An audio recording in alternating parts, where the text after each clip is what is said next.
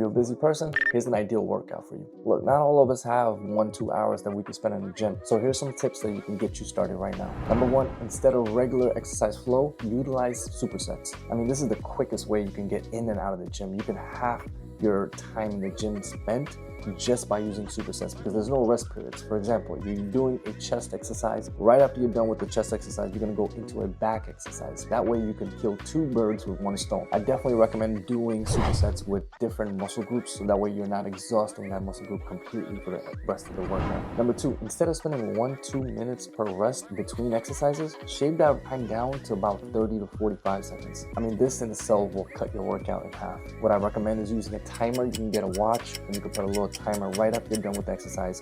That way you'll know exactly when to perform the second exercise. Now keep in mind, you may not be able to lift as heavy as you normally would, but that's completely fine as long as you're able to stimulate the muscle. You're gonna see some growth. Number 3, instead of focusing on small muscles like biceps and triceps, focus on the big muscles to get the best bang of the buck in your workouts. Because we have limited time, you want to make sure you're effectively working out. Your chances of overall growth will be optimized if you focus on chest, back, and legs. And in the meanwhile, your biceps and triceps are going to be secondarily worked when performing these big major muscle group exercises. For example, when you do a chest press, you're already working your triceps. If you're doing a back row or some pull-ups, you're automatically working your biceps. With the limited time you have, you want to make sure you optimize that workout window. And number 4, finally, instead of using long form cardio like walking on a treadmill for 1 hour, opt for a high intensity interval cardio where you're doing 30-second sprints, whether it's on a bike, whether that's on a treadmill, whether that's even outside, because you can get the same effect and amount of calories burned with a 20-minute high intensity interval session